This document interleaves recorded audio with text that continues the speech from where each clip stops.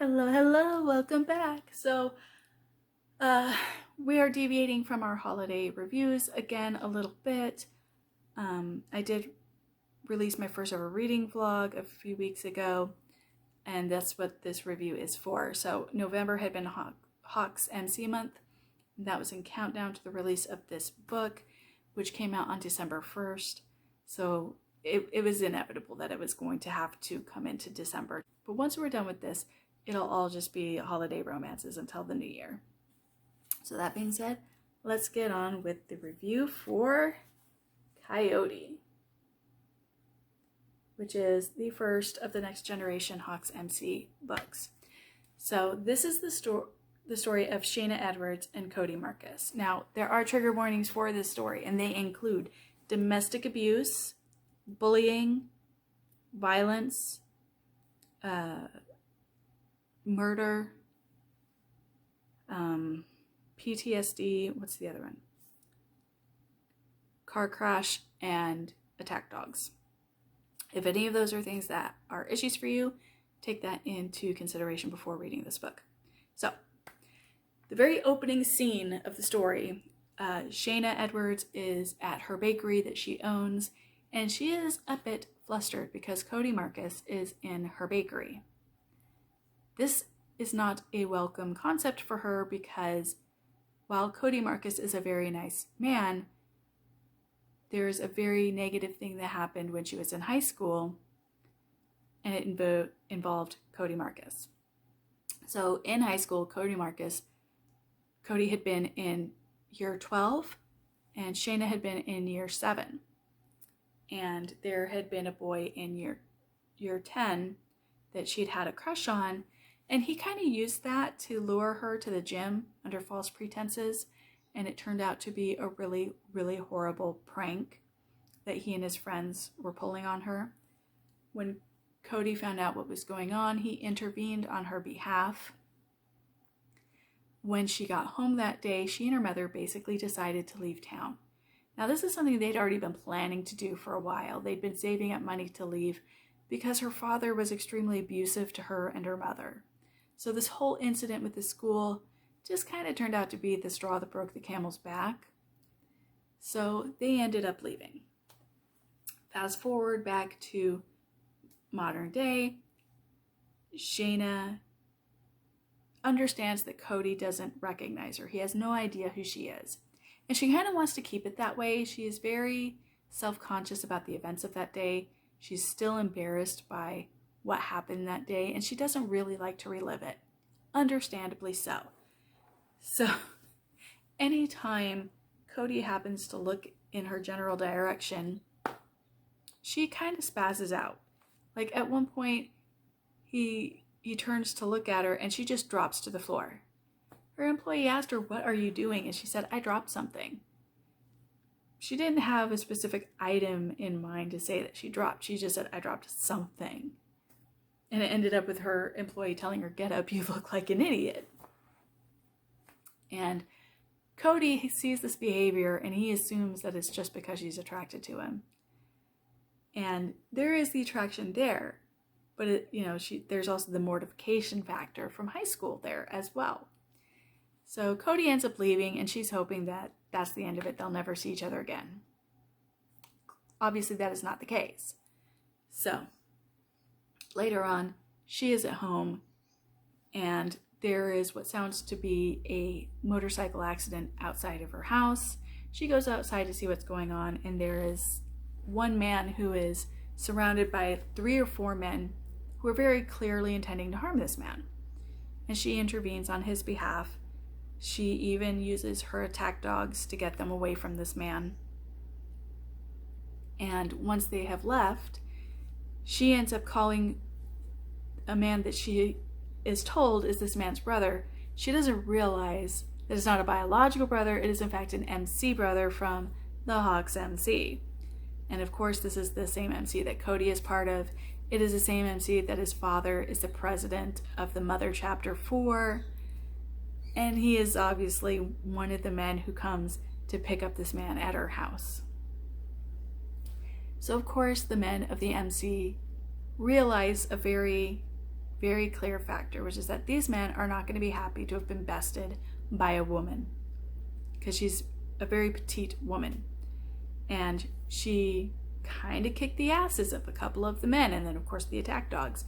So these men are not, these big badass guys who are intending to harm this guy that she saved, are not going to be happy that they were bested by a little petite woman. So the men of the Hawks MC basically decide, we're going to watch over her until all of this stuff is taken care of. And then once that's done, she can go on her merry way. Which is the right thing to do, obviously, because she did help one of their club brothers. And of course, Cody is one of the men who is assigned to her protection detail. And that's where the relationship between the two develops. She is constantly trying to hide where they know each other from, whereas Cody knows that she is familiar from somewhere. He just does not know where he knows her from. And there are other things as well. There's another antagonist who ends up targeting Channa as well. There is an actual car accident where Channa is in the vehicle, Cody is driving, and the driver of the other car intentionally sideswipes them. So that's the car accident trigger warning I was giving you. And then we have the various characters from previous stories that come into play. Some of my favorite characters obviously are going to be part of this. Julian, who, if you've seen the other reviews or you've read any of the books, you're going to love Julian as much as I do. He's hilarious, and he's very very loving and sweet towards the women, and then he just loves to just make life miserable for the big bad biker men. But it's all in good fun. So Julian comes into play. Deanna comes into play. She's the woman who's also known as Hellmouth. Obviously, Talon and Zara are in it, as Cody is their son. And we get some really good foundation for the next books in the series. Because again, this is the Next Generation series. We've already had the stories of the original members, Talon and the Ballarat chapter, and then the Carolina Springs chapter. And this is those couples' children who are adults now. So there has to be some new foundation put into place. And we do get that. And we do get setups for future stories. Like, there are at least 3 stories that I could see happening based off of what was set in this book. Cody's character is pretty steady and pretty centered as a character. We do get a little bit of backstory about the fact that things between him and his biological mom are not very good. He doesn't really consider her his mother. He considers his stepmother Zara to be his mother, and Maya is his sister, even though they're step siblings. And then their parents ended up having twins after they got married. So he has a very happy family life. He's fully aware that he had this bad example with his biological mother, but that was totally offset by the example that was set for him by Zara. So he's a very well-rounded character. He's very conscientious of the fact that there is a woman out there for me. So when he does enter into a relationship with a woman, he wants to save certain things for just the woman that is meant for him. So he won't do certain things with these women unless he knows that they are the right woman. And that's kind of sweet. I mean, that's something you don't see a lot with a lot of alpha male characters. So it is a very sweet thing to see. It shows that he does actively want that good functional relationship that he has seen between his father and stepmother.